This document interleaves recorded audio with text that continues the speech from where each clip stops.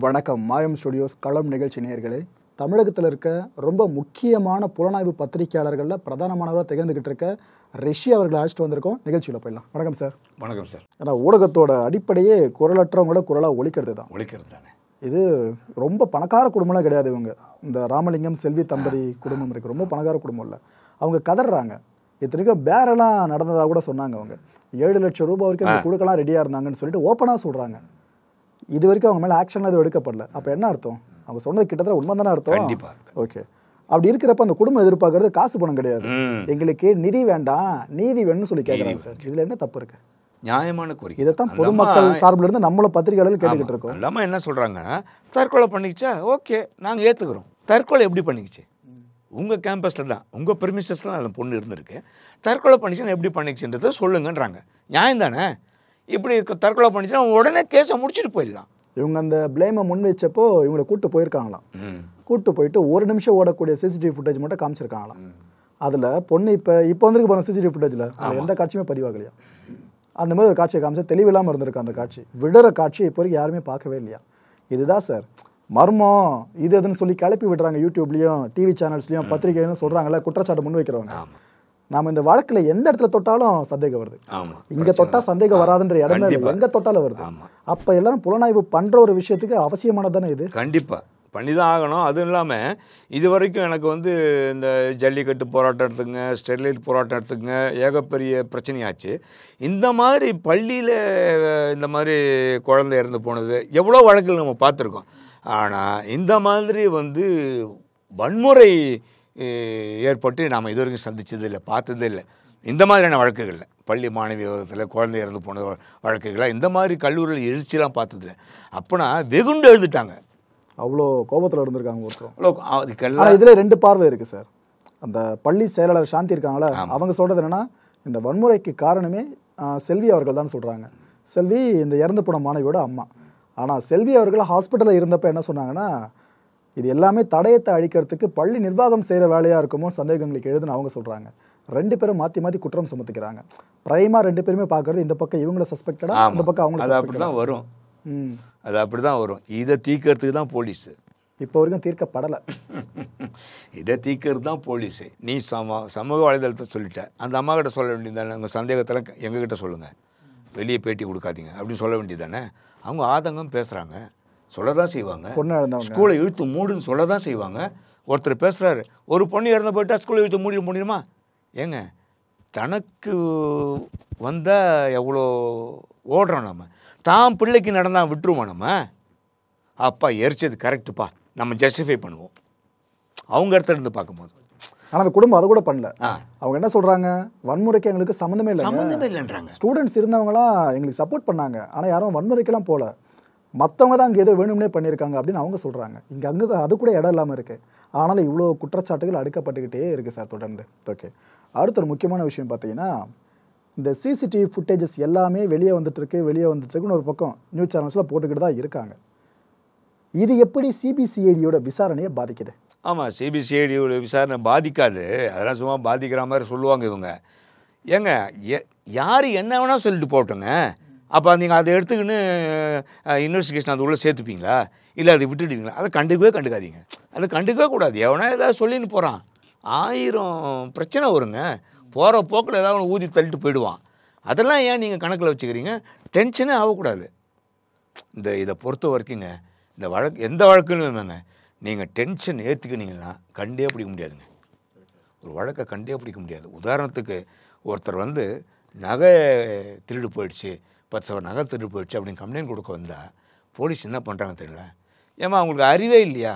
எடுத்த உடனே இந்த கேள்வி தான். உங்களுக்கு அறிவே இல்லையா? இவ்வளோ நகையை பீரோவில் வைக்கலாமா? பீரோவில் வைக்காத வேறு எங்கெங்கே வைக்கப்பாங்க? பேங்க்கில் வைக்க வேண்டியது தானே. பேங்க்லேயும் திருடு போகுது. இது எவ்வளோ, அதாவது மக்களை அந்த காவல்துறை அணுகிற முறை சரி கிடையாதுங்க. இப்போ வரைக்கும் அப்படி தான், ஆரம்பத்திலேருந்து இப்போ வரைக்கும் அப்படி தான் இருக்குது. நான் என்ன சொல்கிறேன், கம்ப்ளைண்ட் கொடுக்க வந்தாங்கல்ல, உட்காருங்கம்மா, பாரா தண்ணி கொடுப்பா, டீ சாப்பிடலாம், காஃபி சாப்பிட்றீங்களா, எத்தனை கொடுப்பா, அவங்கள ஆஸ்வாசப்படுத்தணும்.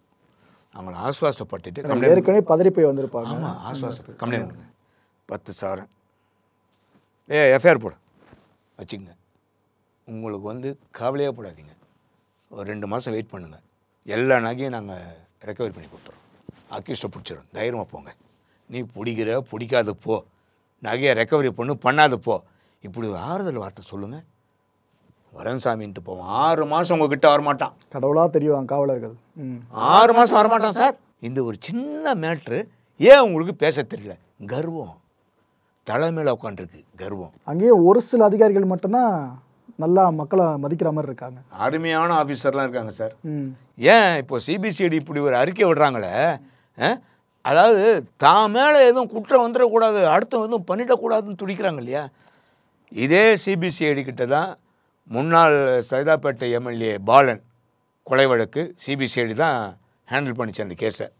பாலன் இறந்து போனதுக்கு ஒரு எவிடன்ஸ் கிடையாது, ஒரு சாட்சி கிடையாது, ஒரு ஆதாரம் கிடையாது, ஒன்றுமே கிடையாதுங்க. ஆனால் பாலனை எரிச்சிட்டாங்க. பாலனை எரிச்சிட்டாங்க. எப்படி கண்டுபிடிப்பீங்க?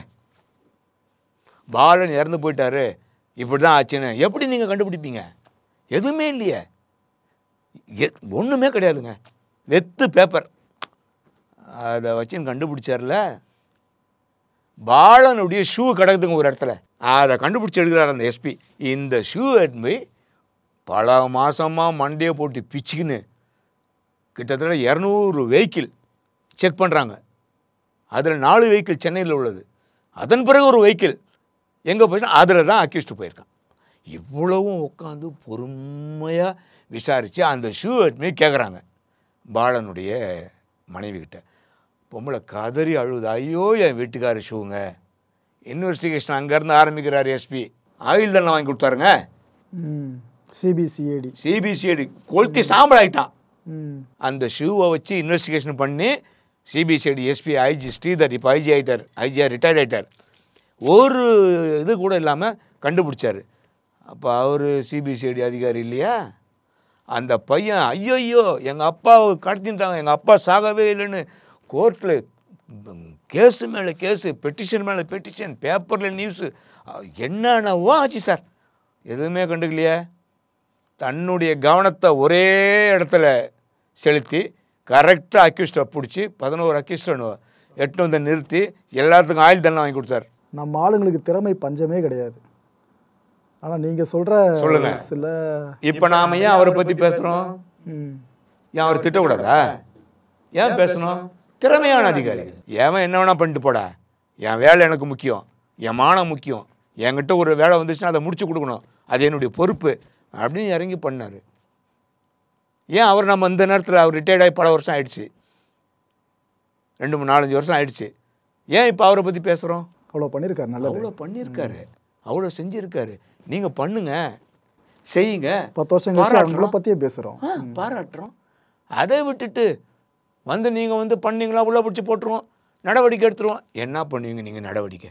ஓகே, இப்போ நான் ஓப்பனாக கேட்குறேன். இந்த பெரிய பெரிய சேனல்ஸ்லாம் பேசுகிறாங்கல்ல, அந்த டிஜிட்டலில் பெருசாக இருக்கவங்களா இருக்கட்டும், மென்ஷனில் இருக்கவங்களா இருக்கட்டும், பேக்கப் நல்லா இருக்கும், அவங்களுக்கு அரசியல் இன்ஃப்ளூயன்ஸும் இருக்கும். அவங்க சிபிசிஐடி அதிகாரிகள் சொல்லியிருக்க அந்த விஷயத்தையும் தாண்டி புலன் விசாரணை பண்ணிக்கிட்டே இருக்காங்க, வீடியோஸும் பதிவுகளும் போட்டுக்கிட்டே இருக்காங்கன்னா அவங்க மேலே ஒருத்தர் மேலேயாச்சும் ஆக்ஷன் எடுக்கப்படுமா? எடுக்க மாட்டாங்க சார், வாய்ப்பே இல்லைன்றீங்க. ஜஸ்ட் ஒரு நோட்டீஸ் அனுப்புவாங்க. ஓகே, அவ்வளோதான், அதிகபட்சம் இவ்வளோதான், அவ்வளோதான். ஓகே, இதுவே ஒரு சின்ன பையன் வீட்டில் யூடியூப் சேனல் வச்சுருக்கான், அவன் ஏதோ இது போல் பேசி ஒன்று போட்டுட்டான், நான் வந்து புலன் விசாரணை பண்ணியிருக்கேன், இதெல்லாம் நடந்திருக்குன்னு சொல்லிட்டு, அந்த பையன் என்ன பண்ணுவாங்க? தூக்கி மிதிச்சிடுவாங்க சார். கேள்வியே கிடையாது, கேள்வியே கிடையாது, தூக்கி போட்டு மிதிச்சிடுவாங்க. Okay okay okay. இந்த பிரேத பரிசோதனை சார்ந்து ஒரு விஷயம் கேட்க விரும்புகிறேன். இந்த பொண்ணோட பிரேதத்தை பார்த்தீங்கன்னா 2 தடவை பிரேத பரிசோதனை பண்ணாங்க. பேரண்ட்ஸால் ஒரு தடவை தன்னோட மகள் பிரேத பரிசோதனை பண்ணப்படுறதை பார்க்கறதே வழி.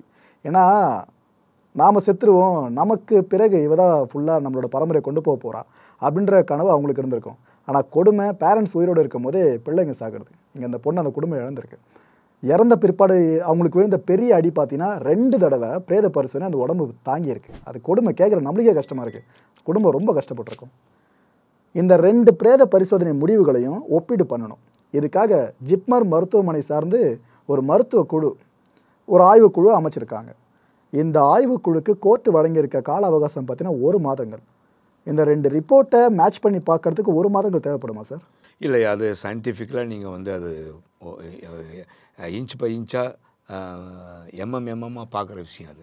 அதுக்காக சாதாரண விஷயம் இல்லை. அது ஒரு மாதம் ஒரு மாதம் எடுத்துக்கலாம், டைம் எடுத்துக்கலாம். அது ஒன்றும். ஆனால் அந்த ஒரு மாதத்தில் ஒரு ரிசல்ட் சொன்னாங்கன்னா அக்யூரேட்டாக இருக்கும். அக்யூரேட்டாக இருக்கும், பக்காவாக. அதில் வந்துங்க அங்கே தப்பு நடக்கிறதுக்கு வாய்ப்பு இல்லைங்க. போஸ்ட்மார்ட்டம் பண்ணுற இடத்துல தப்பு நடக்கிறதுல 90. ஏன்னா ஃபர்ஸ்ட் போஸ்ட்மார்ட்டம் ரிப்போர்ட் வெளியாச்சு பார்த்தீங்களா, ஒரு ஸ்க்ரீன்ஷாட் தான் வெளியாச்சு. ஆமாம். அதுக்கப்புறம் தான் இல்லை வெகுண்டேட ஆரம்பித்தாங்க. அந்த பொண்ணு இறந்தது பல மணி நேரங்களுக்கு முன்னாடின்ற மாதிரி பல பேரும் சொல்ல, அதை நம்பி பல பேர் வெகுனது தான் இப்போ இந்த கேஸ் இங்கே வந்து நின்றுருக்கு. அதனால தான் போஸ்ட்மார்ட்டம் ரிப்போர்ட் எப்பவுமே முக்கியமான ஒரு வழக்கில். கண்டிப்பாக யாரும் பொய் சொன்னாலும் போனோம் பொய் சொல்லாதுன்னுவாங்க, அப்படியே காமிச்சு குத்துறது அப்படி செத்தான் அப்படின்னு சொல்லிட்டு. அப்படி இருக்கிறப்ப இந்த முடிவு எப்படி வர வாய்ப்பு இருக்குன்னு நினைக்கிறீங்க சார்? இது வந்து இன்னொன்று இவங்க என்ன பண்ணுவாங்க, போஸ்ட்மார்ட்டம் ரிப்போர்ட் வந்து அன்னைக்கே கொடுத்துருவாங்க. ஓகே, உடற்கூறு கோர்ட்டில் சப்மிட் பண்ணணும். இல்லை இது வந்து கோர்ட்டில் சப்மிட் பண்ணுவாங்க, போலீஸில் கொடுப்பாங்க, நீதிமன்றம் கொடுப்பாங்க. ஓகே, அதெல்லாம் ஓகே. சாதாரணமாக போஸ்ட்மார்ட்டத்துக்கு போகுது அப்படின்னா போலீஸ்கிட்ட கொடுத்துருவாங்க. இது நீதித்துறை இருக்குன்றதுனால கோர்ட்டுக்கு லீகலாக கொடுத்துருவாங்க. இதில் இன்னொன்று இருக்குது, விஸ்ரா ரிப்போர்ட் வேணும் அப்படிமா, கெமிக்கல் அனலைசிங் ரிப்போர்ட்டு. அதில் வந்து கிட்னி, அந்த ஹார்ட்டு, ஈரல் எல்லாத்தையும் கட் பண்ணி கெமிக்கல் பாட்டிலில் போட்டு சீல் வச்சு அனுப்புவாங்க லேபுக்கு. அது வரணும். அது வந்த பிறகு தான் நாங்கள் வந்து ஃபைனல் ரிப்போர்ட் கொடுப்போம் அப்படின்னு சப்பக்கட்டு கட்டுவாங்க. என்னன்னா அதில் வந்து அவங்க வந்து விஷம் அறிஞ்சிருக்காங்களா, இல்லை வேறு ஏதாவது நோய் தாக்கி இறந்துருக்காங்களா அப்படின்னா அதில் வரும். அது நீங்கள் ப்ரெஷர் கொடுத்தாதான் அது சீக்கிரம் கொடுப்பாங்க, இல்லைனா அது பாட்டு கடப்பிலே கிடக்கும். ஏன்னா அவங்களும் சொந்தம், நம்ம தப்பு சொல்ல முடியாது. அங்கே இருக்கும் ஒரு 200 கேஸுக்கு இருக்கும். என்ன பண்ணுவீங்க நிதானமாக? எனக்கு தெரிஞ்சு 2, 3, 4, 5 வருஷம் பொறுத்து கூட விசாரணை ரிப்போர்ட் வரும். ஐயோ, என்ன பண்ணுவீங்க? இது சென்சிட்டிவ் கேஸு. உடனே அந்த ரிப்போர்ட்டை வாங்கி இந்த ரிப்போர்ட்டையும் பார்த்து ஒப்பீனியன் கொடுக்கணும். தடய அறிவியல் துறையில் ரிப்போர்ட்டை வந்து ஃபைனல் ரிப்போர்ட் கொடுக்கணும். ஃபைனல் ரிப்போர்ட் கொடுத்தாலும் இன்வெஸ்டிகேஷன் பண்ணுறது போலீஸ் தானே. ஆமாம். ஃபைனல் ரிப்போர்ட்டில் என்ன கொடுப்பாங்க? இந்த பொண்ணு கொலை பண்ணிட்டாங்கன்னா கொடுப்பாங்க, இல்லை இந்த பொண்ணு தற்கொலை பண்ணிச்சு கொடுப்பாங்களா? அதெல்லாம் அவங்களுக்கு தெரியாது. இந்த பொண்ணு மேலே இவ்வளோ காயங்கள் இருக்குது, இவ்வளோ இது இருக்குது, கத்தியில் குத்திருந்தால் இவ்வளோ இன்ச்சு உள்ளே போயிருக்கு, பிளட்டுங்க கிளாட் ஆகிருக்கு, மண்டை அடிபட்டுருக்கு, இப்படி தான் சொல்லுவாங்களே தவிர அது ஏன் அடிபட்டுச்சு, எதனால் இது பண்ணி இன்வெஸ்டிகேஷனை போலீஸ் தான் கண்டுபிடிக்கணும். அதாவது தானாக ஒரு பொண்ணு மேலேருந்து கீழே விழுந்திருந்தால் ஒரு காயம் ஏற்பட்டிருக்கும், தள்ளி விட்டு கொஞ்சம் தள்ளி விழுந்திருந்தானா ஒரு காயம் ஏற்பட்டிருக்கும், தவறி விழுந்திருந்தால் ஒரு காயம் ஏற்பட்டிருக்கும். இது மாதிரி போஸ்ட்மார்ட்டம்னா டிஃப்ரென்ஷியேட் பண்ணுவாங்க காயங்கள். கண்டிப்பாக. ஆனால் கரெக்டாக இவ்வளோ தூரத்தில் இருந்து விழுந்திருப்பாங்க, அதை நம்ம டிஃப்ரென்ஷியேட் பண்ணது கஷ்டம், ரொம்ப ரொம்ப கஷ்டம். ஸோ இன்றைக்கி என்னோட கேள்வி என்னென்னா, முதல் பிரேத பரிசோதனை முடிவு இருக்குல்ல சார், அதோட சிமிலாரிட்டி ஒரு 90% மேலே இந்த 2வது பிரேத பரிசோதனை முடிவில் இருக்க மாதிரி பேச்சு அடிபட்டு இருந்துச்சு. அதுக்கு வாய்ப்பு இருக்கு? கண்டிப்பாக இருக்கும் சார். ஓகே, கண்டிப்பாக இருக்கும். ஏன்னா எக்ஸ்பர்ட்டுங்களை போட்டு வச்சுருக்காங்க. எஸ். அதனால் அதில் வந்து எல்லாருமே பேராசிரியர்கள் வேறு அந்த டீமில். ஆமாம், வந்து சாதாரணமாகவே வந்து பேராசிரியர் லெவலில் தான் பண்ணுவாங்க. அசிஸ்டன்ட் ப்ரொஃபஸர், அசோசியேட் ப்ரொஃபஸர் அந்த மாதிரிலாம் பண்ணுவாங்க. அதான் சொல்கிறேன், அது வந்து 99% அதில் வந்து அவங்க தப்பு பண்ண மாட்டாங்க. சில விஷயங்கள் வந்து இன்ஃப்ளூயன்ஸ் வரும் மேபி. ஆமாம், இதையும் நம்ம பத்திரிகையாளர்கள் கேட்கக்கூடாது. ஆமாம், இதுவும் கேட்கக்கூடாது. Okay, super sir. இப்போது 2 பிரேத பரிசோதனை முடிவுகளை இந்த ஜிப்மர் மருத்துவ கூட ஆய்வு பண்ணுறாங்களே, ஆய்வு பண்ண ரிப்போர்ட்டை கோர்ட்டில் சப்மிட் பண்ணிட்டாங்க சார். கோர்ட்டு ஒரு விஷயத்த சொல்லும் அதுக்கப்புறம், இது மாதிரி ஏன்னா கண்டிப்பாக சொல்ல தான் போகிறாங்க, அப்படியே மூடி மறைக்க போகிறது கான்ஃபிடென்ஷியலாக. அவங்க சொல்லும் போதும் சிபிசிஐடி விசாரணை ஒரு பக்கம் போயிட்டு தான் இருக்க போகுது, அது கரெக்டு. கோர்ட்டு சொல்கிற அந்த போஸ்ட்மார்ட்டம் ரிப்போர்ட்டில் சொல்லப்பட்ட தரவுகளை அவங்க வெளியிடுறப்ப சிபிசிஐடி அஃபிஷியல்ஸ் அதை ஒப்புமைப்படுத்துவாங்களா? ஓகே, பிரேத பரிசோதனை முடியல இது வந்திருக்கு, நாம் அந்த பொம்மையை மேலே வந்து தூக்கி போட்டோம், அப்போ அந்த பொம்மை இவ்வளோ தூரம் இங்கே விழுந்திருக்கு, இதனால காயம் மேபி இது ஏற்பட்டிருக்கலாம். இது மாதிரி அவங்க இந்த டிஃபரன்ஷியேட் எல்லாத்தையும் ஒப்புமைப்படுத்துவாங்க. கண்டிப்பாக பண்ணுவோம். ஓகே, இன்வெஸ்டிகேஷன் ஆஃபீஸர் இப்போ சாதாரணமாக நீங்கள் நினைக்காதீங்க சார். புலனாய்வு அதிகாரின்றது நாம் அங்கேருந்து உட்காந்து பேசுறது வேற, அங்கே நடக்கிறது வேற. புரியுதுங்களா? ஒரு விஷயத்தை போலீஸுக்கு தெரியாத நமக்கு தெரியும். போலீஸ் சில விஷயத்தை கண்டுபிடிக்காத கூட இருந்திருக்கலாம், ஆனால் அது நமக்கு தெரியும். ஆனால் நம்ம அதை வந்து வெளியிட முடியாது, நம்ம அவனை போய் விசாரிக்க முடியாது. அத்தாரிட்டி அவங்க தான். சந்தேகப்பட்ட அவனை தூக்கி நான் போட்டு மிதிக்கலாம், ஆனால் நம்ம மிதிக்க முடியாது. யார் யார் எந்தெந்த வேலையை செய்யணுமோ அவங்கவுங்க அந்த இப்போது இவர் தான் குற்றவாளின்னு தெரிஞ்சாலும் பத்திரிகாரன் போயிட்டு ஏன்டா இப்படி பண்ணணும் சட்டையை வச்சு கேட்க முடியாது. நம்மளோட லிமிட் எவ்வளோ நம்மளுக்கு தெரியும். உண்மையாக மக்களுக்கு சொல்லணும், மக்கள் பார்த்து ரியாக்ட் பண்ணிட்டோம், அவ்வளோதான். இதை தான் எதுலேயும் பண்ணுறாங்க. ஆனால் அஃபிஷியல்ஸ் அப்படி கிடையாது. போய் கேட்கலாம், என்ன பண்ண ஏது பண்ணன்னு சொல்லி ஃபுல்லாக பேசலாம், விசாரணை பண்ணலாம். அதுக்கப்புறம் கோர்ட்டில் ப்ரொடியூஸ் பண்ணதுக்கப்புறம் கோர்ட்டு தண்டனை கொடுக்க போகுது. இதுதான் நம்ம நீதியோட அமைப்பாக இருந்துகிட்டு இருக்கு. இந்த வழக்கோட முடிவு எப்படி இருக்கும் நீங்கள் நினைக்கிறீங்க சார்? சார் இந்த வழக்கோட முடிவு ஏறக்குறைய நியாயமாக தான் சார் இருக்கும். குற்றவாளிகளை பிடிப்பாங்க இவங்க. ஏன்னா இது வந்து எல்லாரும் கண்காணிச்சுட்டு இருக்காங்க. எல்லா ஊடகங்கள் பார்த்துட்டு இருக்கு, அரசியல்வாதிகளை பார்த்துட்டு இருக்காங்க, எல்லாருமே பார்த்துட்டு இருக்காங்க.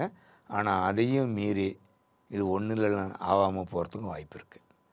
ஏன்னா ஆட்சி அதிகாரம், படைபலம், பணபலம் எல்லாமே இருக்குது. ஆனால் எந்த கட்சி எதுன்னு தான் தெரியல இப்போ யாருக்குமே. ஆனால் அரசியல் இன்ஃப்ளூயன்ஸ் இருக்கலாம். கண்டிப்பாக இருக்கும்ன்றீங்களா?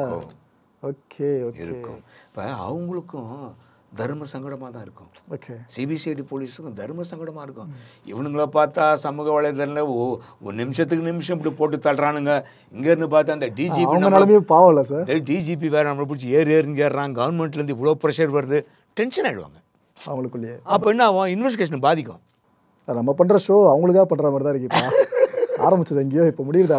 அது பேசதான் புரியல. நம்ம வந்து ஜென்ரலாக நம்ம ஒரு காமன் மேனாக பார்க்க ஏதா சார் பத்திரிக்காரங்க ரெண்டு பக்கமும் பார்த்து தான் பேசுகிறோம். காமன் மேனாக பார்க்கும்போது அவங்களுக்கு பல பிரச்சனைகள் இருக்குது, இல்லைன்னு சொல்லலை, ரொம்ப பிரச்சனைகள் இருக்குது. அதனால தான் அவங்க டென்ஷன் ஆகிடுறாங்க. டென்ஷன் ஆகி இந்த மாதிரிலாம் பண்ணாதீங்கப்பா, எங்களை ஃப்ரீயாக விடுங்க அப்படின்றாங்க. அது ஒரு வகையில் நியாயமான விஷயந்தான். ஆனால் இது வந்து மிரட்டுற துணியாக இருக்கக்கூடாதுன்னு தான் நான் சொல்கிறேன். ஆனால் அதே நேரத்தில் நம்ம ஆளுங்க வாய் புளிச்சுதான் மாங்காய் புளிச்சுதான்னு பேசக்கூடாது. நீங்கள் பெரிய பெரிய நிபுணர் கிடையாது. நீங்கள் சமீபத்தில் இது போல் வீடியோஸ் பார்த்து டென்ஷன் ஆனீங்களா? ஆயிருக்கேன் சார். இப்போ இந்த வழக்கு வீடியோ சார்ந்து எவ்வளோ வழக்கு நான் பார்த்துருக்கேன், செஞ்சு. இந்த கேஸ் சார்ந்து இப்போ நிறைய பேர் வீடியோஸ் போஸ்ட் பண்ணிக்கிட்டு இருக்காங்களா, மெயின் ஸ்ட்ரீம் மீடியாலஸ்லும் சரி, டிஜிட்டலும் சரி. கோவப்பட்டிருக்கீங்களா? கோவப்பட்டிருக்கேன். நியாயமாக யாருமே பேச மாட்டேன்றாங்க. ஓகே, அதாவது தன்னுடைய சேனல் வரணுன்றதுக்காக இல்லாதது தான் பேசுறது, இட்டுக்கட்டி பேசுறது. நான் போனேன், விசாரித்தேன், அந்த பொண்ணு வந்து லவ் பண்ணிடுது தெரியுமா உங்களுக்கு அப்படின்னு பேசுகிறாரு ஒருத்தர். அது ஏங்க நீங்கள் போலீஸ்கிட்ட சொல்லலைன்னு கேட்குறாங்க. போலீஸ்கிட்ட சொன்னேன், எங்களுக்கும் தெரியும் அப்படின்னு சொல்கிறாங்க போலீஸு. எப்படி பாருங்கள், போலீஸ் எங்கே லிங்க் பண்ணுறாரு பாருங்கள். ஏங்க நீங்கள் இதை இப்போ சொன்னால் பெரிய பிரச்சனை ஆகிடும் அப்படின்னு போலீஸ் சொல்கிறாங்க. அந்த மாதிரி ஒரு நிகழ்வே நடக்கலை. போலீஸ்கிட்ட இவர் கேட்கவும் இல்லை, போலீஸு பதில் சொல்லவும் இல்லை.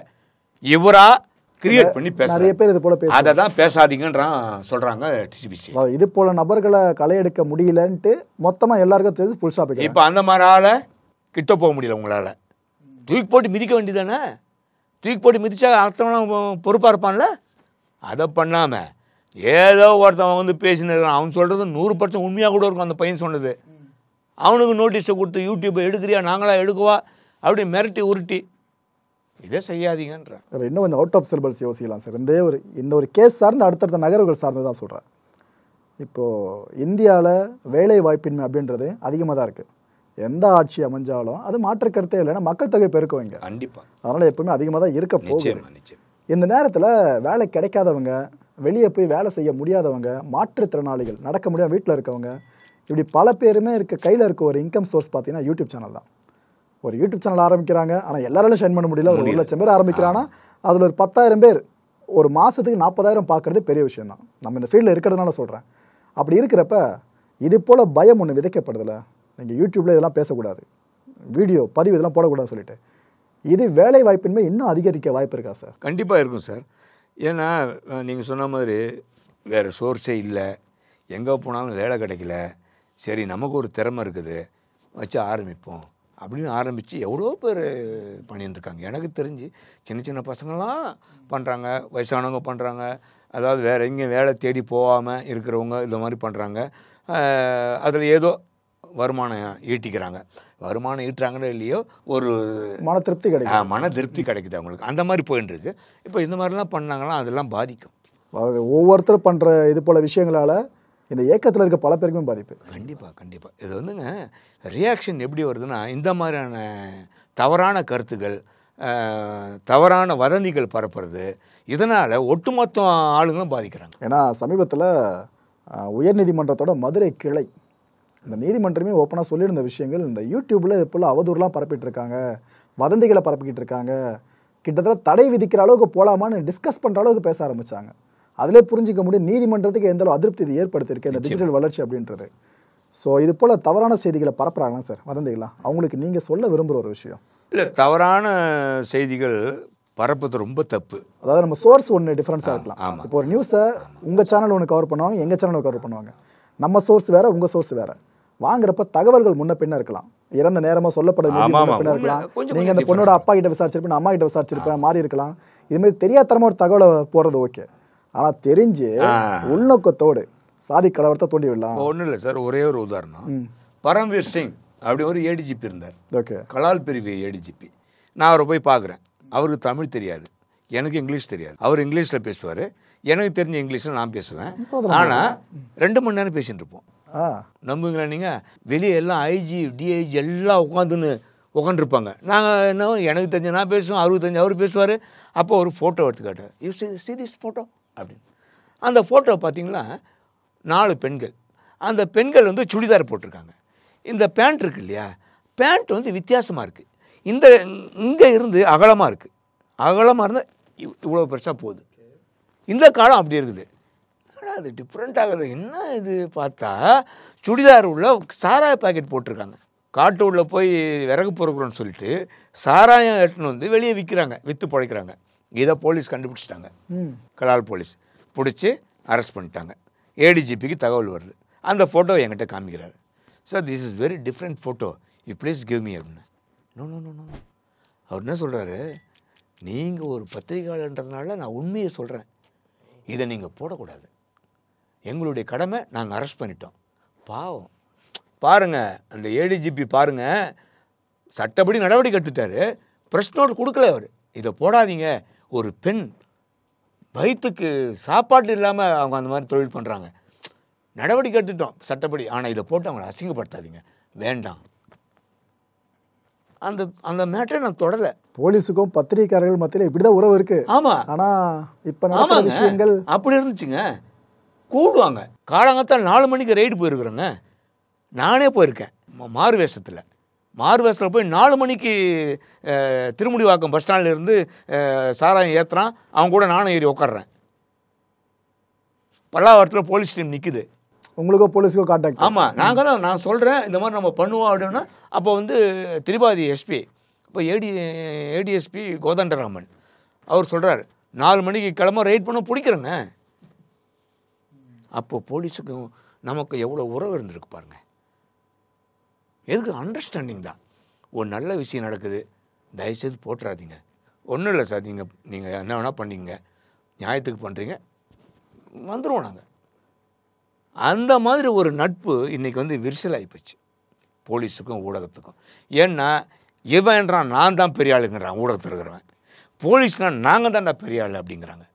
ஸோ இதில் வர கான்ட்ரவர்ஷியல் தான் மிகப்பெரிய பூதாகரமாக வெடித்து இது வரைக்கும் போயிட்டுருக்கு. இந்த கடலூரில் இருக்க பெரிய நெசலூர் அப்படின்ற கிராமம் தான் இந்த இறந்து போன மாணவி இருக்காங்களே அவங்களோட பூர்வீகம். அந்த பேரண்ட்ஸ்லாம் அங்கே தான் வசிச்சுக்கிட்டு இருக்காங்க.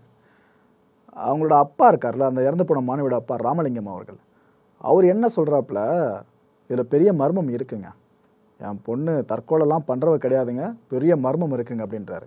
இன்னொரு பக்கம் அந்த பொண்ணோட அம்மா செல்வி அவர்கள்கிட்ட கேட்டால் அவங்க சொல்கிறது கண்டிப்பாக மர்மம் இருக்குங்க, யாருமே கொலை தான் இவர் தான் பண்ணியிருக்காருன்னு கை காட்டல, சந்தேகம் இருக்குது பட் கை காட்டல, இவங்க தான் பண்ணான்னு. அவன் கேட்குறது யாருன்னு எங்களுக்கு சொல்லுங்கள், தற்கொலையா ஓகேங்க, அதுக்கான ப்ரூஃபை காமிச்சிருங்க, நாங்கள் கிளம்பிட்டுறோம், ஆதாரம் இருந்தால். அப்படி இல்லை கொலை அப்படின்னா அந்த குற்றவாளி யாருன்னு கண்டுபிடிங்க. இந்த 2 தான் சார் கேட்குறாங்க. சரி, பொண்ணை பற்றி எல்லாம் கேட்குறதா இழந்துட்டாங்க அப்படின்னா இதுதான் அவங்களும் கேட்குறாங்க, புரிஞ்சிக்க முடியுது. எனக்கு என்ன சந்தேகம்னா, இவங்க கேட்குற அந்த கிளாரிஃபிகேஷனை கொடுக்கறதுக்கு இத்தனை நாட்கள் தேவைப்படுமா? இல்லை, அது இமீடியட்டாக சொல்ல முடியாது சார், புரியுதுங்களா? அது வந்து இன்வெஸ்டிகேஷனை பாதிக்கும், அது சொல்ல முடியாது. முழு விசாரணை முடிஞ்ச பிறகு தான் உங்களுக்கு அது சொல்லுவாங்க. ஆனால் அப்டேட் கொடுக்க முடியும்.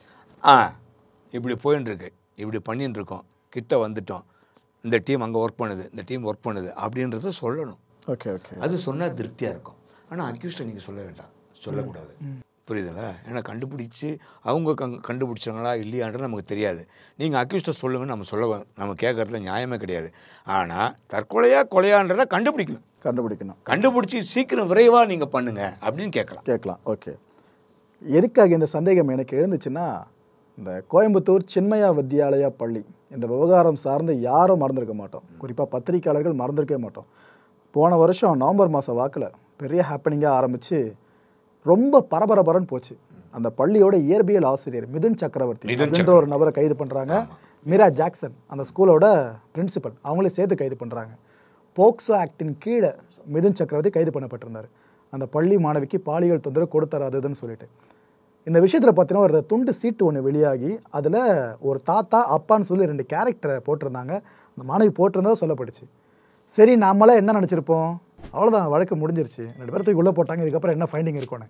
ஆனால் போலீஸ் என்ன பண்ணியிருக்காங்கன்னு பாருங்கள். இப்போ 2 நாளைக்கு முன்னாடி 2 பேர் அரெஸ்ட் பண்ணியிருக்காங்க. 9 மாதம் கழிச்சும் 2 பேர் அரெஸ்ட் பண்ணியிருக்காங்க.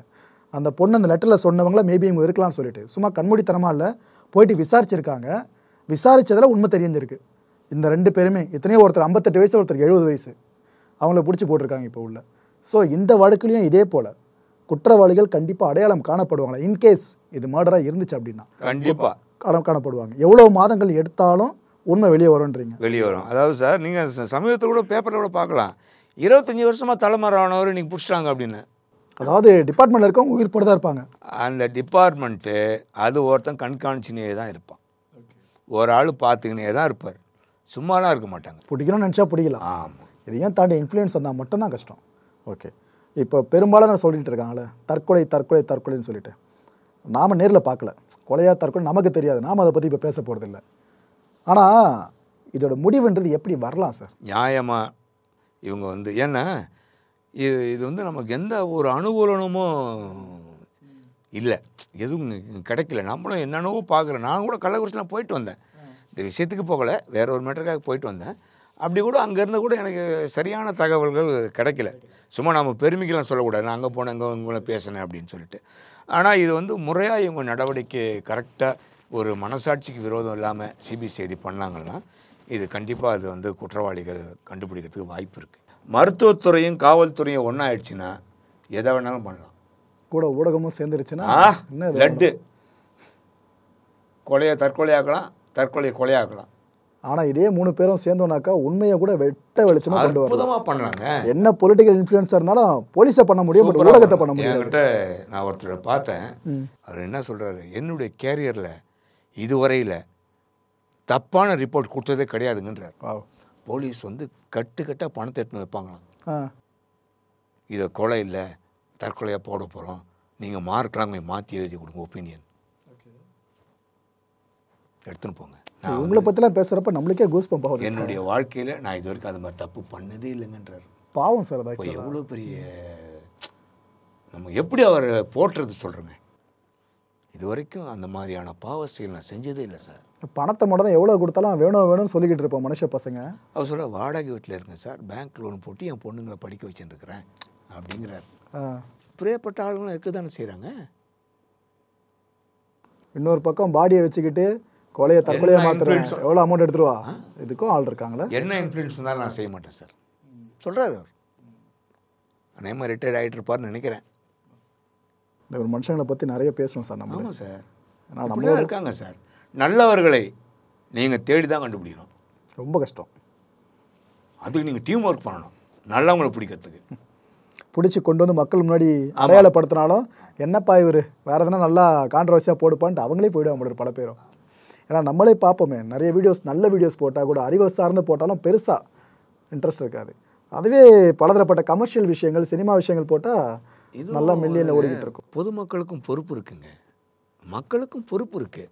சும்மா தான் தோன்றித்தனமாக பேசக்கூடாது. ஆமாம், தான் தோன்றித்தனமாக பண்ணக்கூடாது. உடன்படுறேன். புரியுதுங்களா? உனக்கு ஒன்றுன்னா ரத்தம், மற்றவனுக்குன்னா தக்காளி சாரா, அந்த ஒரு காமெடி வருது பாருங்க. அந்த மாதிரி எல்லாமே நமக்குள்ளதை நினச்சி பார்க்கணும். எங்கேயோ ஒரு வீட்டில் ஒரு பொண்ணு செத்துடுச்சுன்னு பார்க்காம நம்ம பொண்ணு ஸ்கூலுக்கு போய் இது போல் ஆயிருந்தா என்ன பண்ணியிருப்போம்? அப்படி நினைக்க மாட்டோமா நம்ம? சொல்லுங்கள். அது இல்லாமல் தேவையில்லாத வதந்தி, இறந்து போன பொண்ணு மேலே அப்படி ஒரு வதந்திகள், இப்படி இருக்கும் அப்படி இருக்கும். இவங்களா வீட்டில் உட்காந்து பேசுறது, இந்த மாதிரி கேமராமேனால் பேசுறது, இவங்க பக்கத்தில் இருந்து அந்த பையனுக்கு லவ் லெட்டர் இவர் எடுத்து வாங்கி கொடுத்தா மாதிரியும், இதெல்லாம் தப்பு இல்லை. இதெல்லாம் அப்படியே இருந்தாலும் நம்ம சொல்லலாமா அதை? கண்டிப்பாக சொல்லுங்கள், எவ்வளோ பெரிய தப்பு அது. அப்போது ஊடகங்களும் ஊடகவியலாளர்களும் பொறுப்பானவர்கள் தான். 100 பேர் பொறுப்பு இருக்குது. 100 பேர் இருக்கானா ஒரு 10 பேர் 15 பேர் இப்படி தான் இருக்காங்க. இப்போ அவங்களால தான் இப்போ சிபிசிஐடி டென்ஷன் ஆடுது. ஒழுங்காக நியாயமாக கரெக்டாக விஷயத்தை போட்டுருக்கிறவங்களுக்கெல்லாம் ஆப்பு இவங்களால தான். ஸோ யூடியூப் மூலமாக கோடிக்கணக்கான டாலர்களை சம்பாதிக்கிற அரசு இந்த யூடியூபுக்கு சில ஸ்ட்ரீம்லைன் பண்ணணும். ஒரு பதிவு மாதிரி கொடுக்கணும், பத்திரிக்கை மாதிரியோ ஒரு சேட்டலைட் சேனல் மாதிரியோ அப்படி கொடுக்கணும். கொடுத்தா தான் நம்மளும் ஒரு தைரியமாக வேலை பார்க்க முடியும். இல்லைனா போகிறோம் வரோன்னா நம்மளை மிரட்டுவான், போகிறோம் வரோன்னா நோட்டீஸ் அனுப்புவான். இவங்களுக்கு பதில் சொல்லிக்கினே இருக்க முடியும், நம்ம வேலை நடக்காது. அதான் சொல்கிறேண்ணே, நக்கீரன் கோபாலுக்கு இவங்க நோட்டீஸ் அனுப்புவாங்களா? நான் ஓப்பனாக பேசுகிறேன். ஒரு அனுப்பிச்சிட்டாங்கன்னா கண்டிப்பாக அனுப்ப மாட்டாங்க சார். அப்படி அனுப்பியிருந்தா ஏன் பேப்பரில் போடுறாங்க? பேப்பரை போட வேண்டிய அவசியம் இல்லையா? எல்லாத்தையும் இண்டிவிஜுவல் நோட்டீஸ் அனுப்பலாமே. ஏன்னா அவங்க புலன் விசாரணை ரொம்ப எக்ஸ்ட்ரீமாக பண்ணுறாங்க. எல்லா கேஸும் பண்ணுவாங்க, இது மட்டும் தான் கிடையாது. ஏன்னா உங்களுக்கு இருக்க பெரிய குட்வில் பார்த்தீங்கன்னா உள்ள புகுந்து எப்படியாவது உண்மையை கண்டுபிடிச்சிருவாங்க அப்படின்ட்டு தான். அதுவும் பிரகாஷ் சார் அவர்கள் கூட அந்த காலத்தில் இருக்கா கள்ளக்குறிச்சி.